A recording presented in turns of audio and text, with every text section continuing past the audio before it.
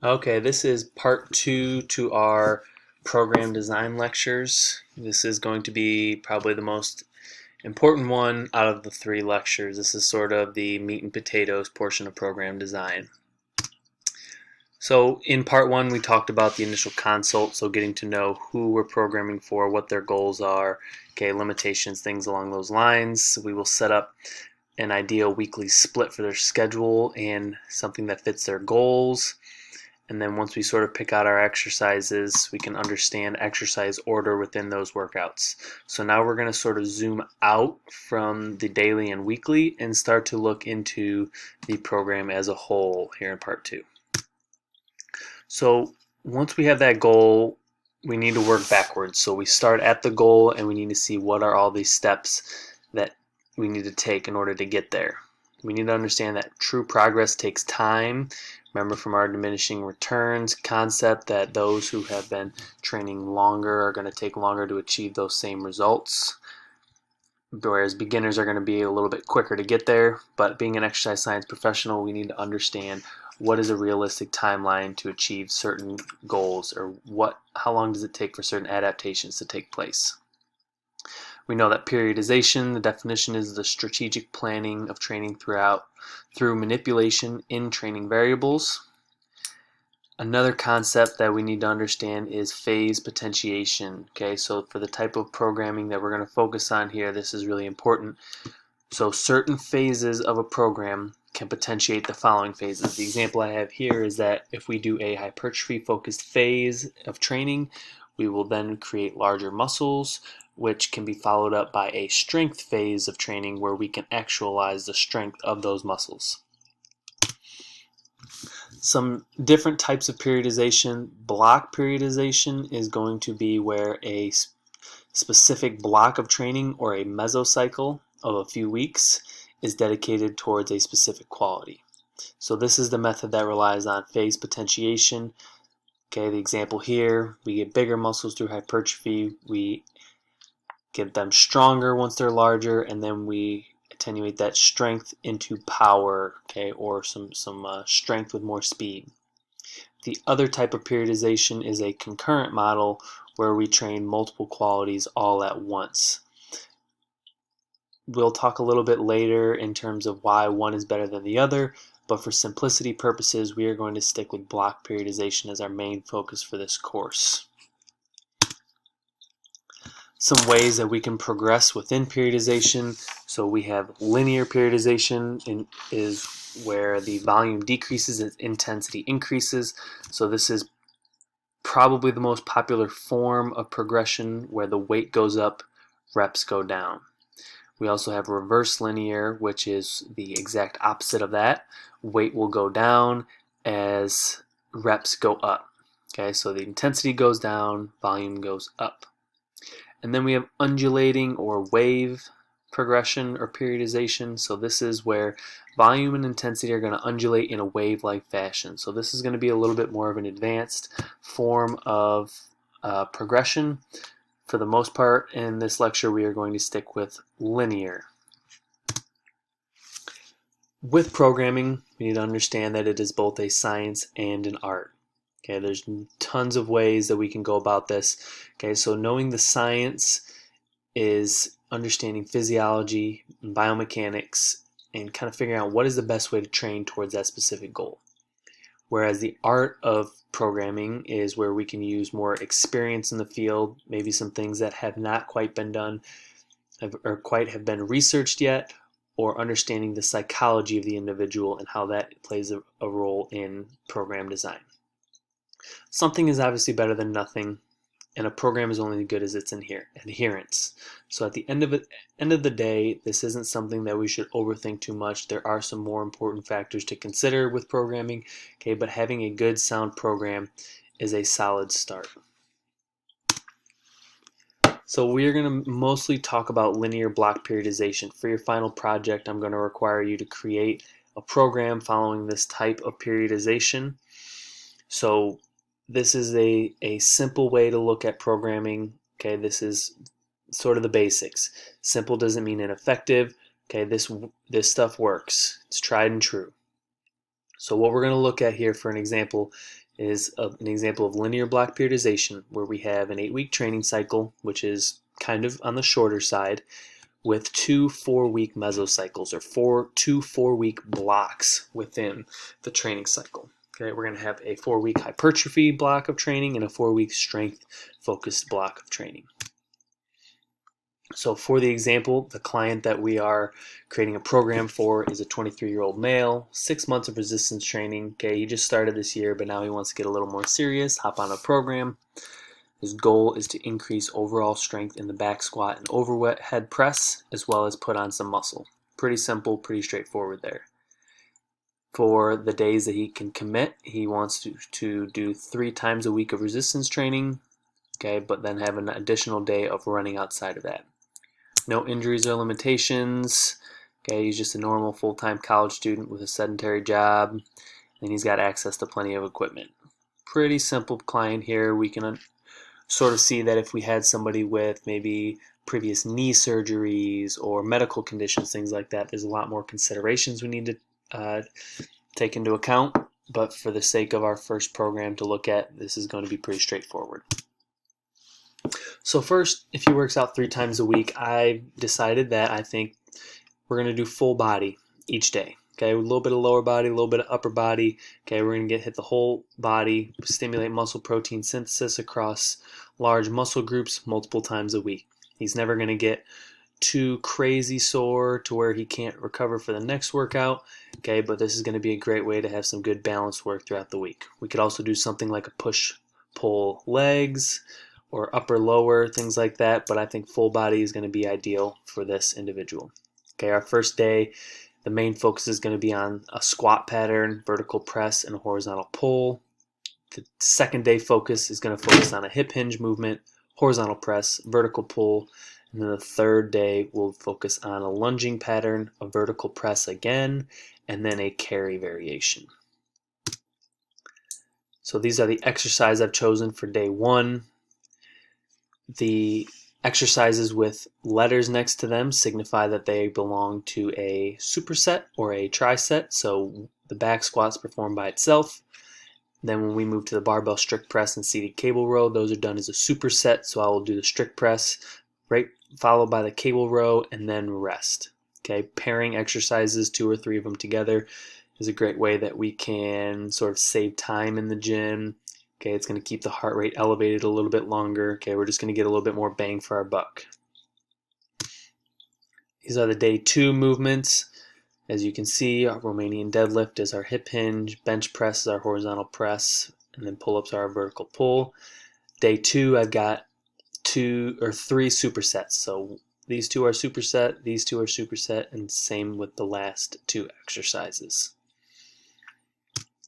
Day 3, I have 2 trisets. Okay, these 3 followed by these 3. Day 3 is going to be a get in the gym, get out sort of day where he's got basically just 2 circuits to perform for the most part. So lunge variation, we're going to do a step up. For the vertical press, we're going to do a seated Arnold press. For the carry, we're going to do a suitcase carry, followed by some accessory movements.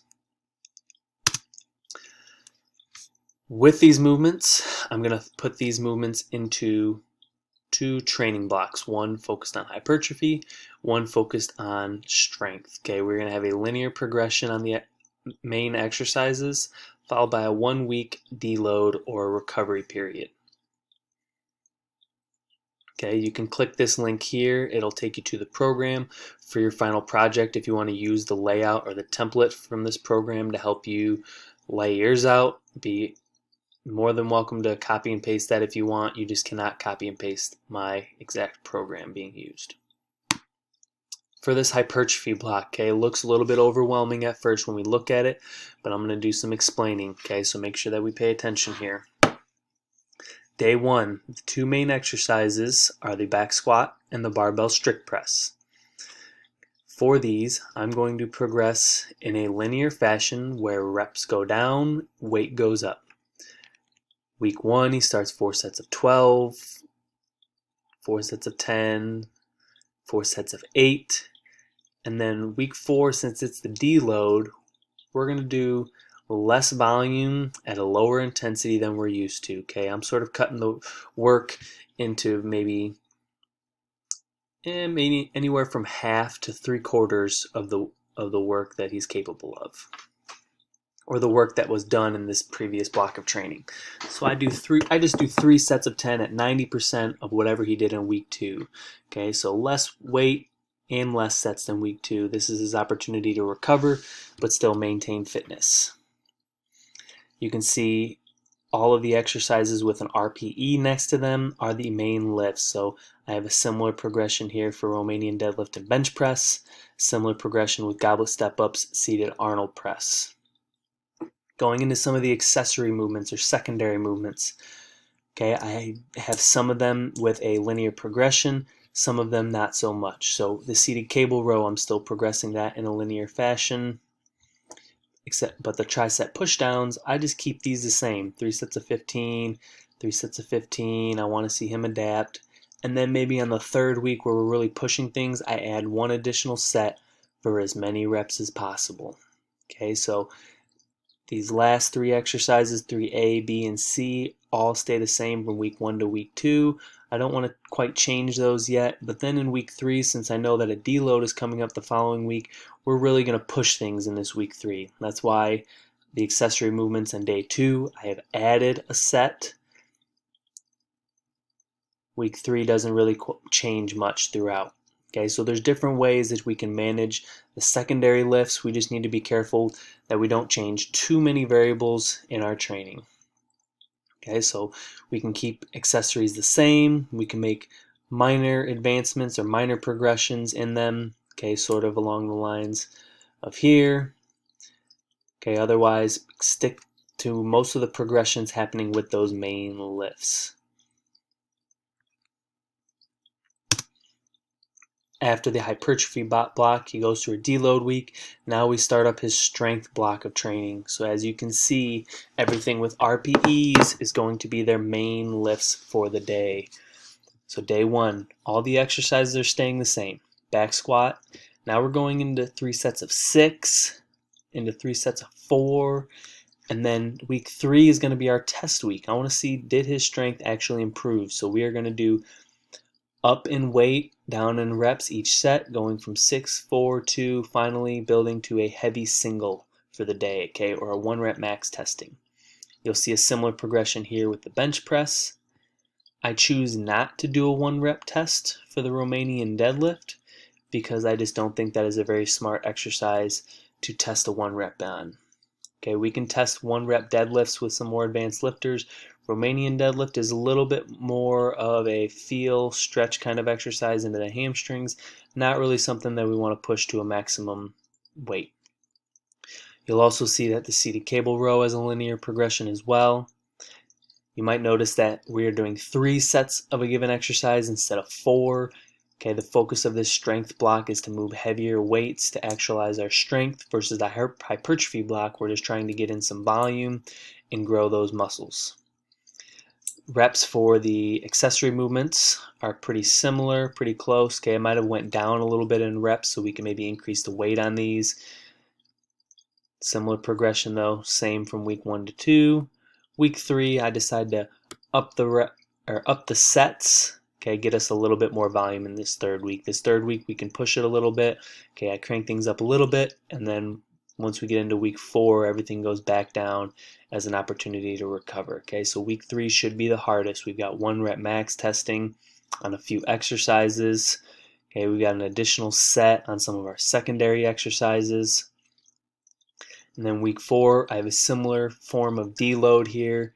Okay, there's multiple ways to do this, but what I would do is do something that is maybe a little bit more reps, okay, maybe something more around the middle of your training block with less weight, okay, something that you know he can do for sure without straining himself too much, okay, so week 4 we do 2 sets of 3 at the week 2 weight, okay, week 2 we are doing 3 sets of 4, so I took down a set and a rep, but I'm going to be lifting the same weight, okay, we know he can do it for 3 sets of 4, I just want him to do it for 2 sets of 3 to kind of maintain fitness and let his body recover a little bit. Okay, Sets go back down on the accessory movements. Okay, so this is his strength block, and that week 3 is his test week. 4 we can deload. We can also use this 4th week to sort of reassess and see where he would like to move following the strength block. Do we want to run the same thing again? Do we want to make some changes to this program? Does he want to commit to a longer training cycle? Okay, so you can see on average reps go down, weights go up. Okay, I want him sticking in the RPE 8 to 9 on most of those main lifts. Okay, we're not pushing to maximum, but we are getting pretty dang close. Some different approaches to program design. So obviously we can have longer training cycles than the ones that we looked at. If we had something like a 16-week of linear block periodization, it could look something like we do a hypertrophy block and a strength, and then hypertrophy strength again. Or we can do a little bit more straight shot fashion where we have a hypertrophy block, one that's a little bit of both hypertrophy and strength. Then we do a true strength block followed by a power block. Okay, so like I said earlier, the longer someone's been training, the longer it's going to take them to see results. So 16-week block of training is really not that unrealistic or out there. Okay, 8 weeks is pretty short. Somebody that's an absolute beginner, okay, we can just do 4 blocks of training at a time until they start to establish a base, and then we can start planning out some longer blocks of training, or longer training cycles, I should say. When it comes to peaking for performance, recovery and taking advantage of this super compensation phase is essential. Okay, so a training stimulus, somebody gets fatigued, we really need to actualize their recovery in order to have them super compensate. So typically strength and conditioning coaches will have their athletes train relatively hard up until the season or until the postseason, depending on what their sport is or depending on what their possibilities are in making it far in the off season. And then right when they want to peak, they will pull back from their training a little bit, allow those athletes the opportunity to fully recover, and they're going to actualize their true abilities. Okay, sometimes this is referred to as peaking. Okay, there are some ways that coaches will work into peaking blocks of training where we're just trying to produce maximum power and then also producing minimal fatigue. Okay, we want to minimize fatigue, maximize recovery, and get to this super compensation peak at the right time. Concurrent training we talked about. So it's not absolutely necessary to only focus on one kind of adaptation at a time. We can focus on hypertrophy, strength, aerobic capacity, all these things at the same time. But there is a little bit of a concern for this. So some people believe that concurrent training is not optimal because of the interference effect. So some research has shown that endurance training will interfere with strength and muscle gains. If you are somebody that just wants to be healthy, concurrent training is great. Okay, if you just want to be well-rounded, you want to have good endurance, be a little bit strong, have some muscles, okay, these training effects are not going to be so severe that you should not consider this training. Somebody that wants to maybe maximize strength gains or muscle gains should probably pull away from some endurance training.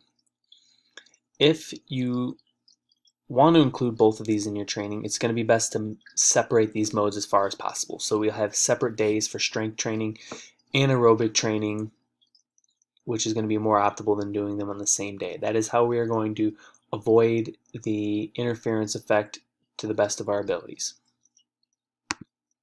So here's an example of what a week of concurrent training would maybe look like. Okay, day 1 we can do full body strength training with a sort of a power focus. Day 2 we'll do some aerobic intervals. Day 3 we can do another full body strength training with a little bit more reps, a little more volume, sort of a hypertrophy focused. Followed by day 4, which would be rest and active recovery, which will probably be needed after some of this high volume here on day 3. Day 5 will be another full body strength training, focused primarily on the strength aspect. And then day 6 can be our long duration aerobic training. Okay, so here's pretty balanced where we have 2 days of aerobic training. If you want to consider day 4 as some mild aerobic training with the active recovery, we could also do that, with the main intent here being just some blood flow. We don't want to produce any fatigue on this active recovery day. Okay, and 3 days of strength training. This is a pretty balanced program here. If somebody's got 6 days a week to commit to training, there's nothing wrong with doing this. This is going to keep somebody very healthy, very well-rounded. Some things to remember from this slideshow. If you don't remember anything from this, okay, at least remember these things. When you're creating a program, you need to have a goal and then work backwards. Okay, what are the steps you need to take in order to get that goal? Use a training approach that the individual will stick with and be consistent. If somebody does not even stick with the training plan, then there was no point in making it in the first place. We'll talk a little bit more about adherence in part 3. Okay, when you're creating the program, have a reason for each exercise. Don't just throw some fluff in there. If the reason for having an exercise is that they will just enjoy it, that is still a good enough reason. Create a reasonable, smart progression within the program. Okay, it is your job as the exercise professional to understand how long it'll take for them to reach those goals and whether or not it is reasonable for them to achieve that. Okay, and then create a smart progression to get there. Do no harm. Do not hurt them. Okay, don't forget about recovery. You can run somebody into the ground with one of the craziest training programs there is, but if they're not recovering properly, okay, they're only going to go backwards. And then there's always more than one way to skin the cat. Okay, everybody's going to say that their program is the best, or that they know best, or this program works, or that program works. Okay, we need to understand principles as to why these programs work, and then have different modes or different ways of achieving the same outcome. Okay, this is where the art and science come in. Programming is not just a science, there is a bit of an art to it as well. Okay, everybody has their own flavor, everybody has their own style, okay, but we need to understand the individual and make sure that it's catered to them.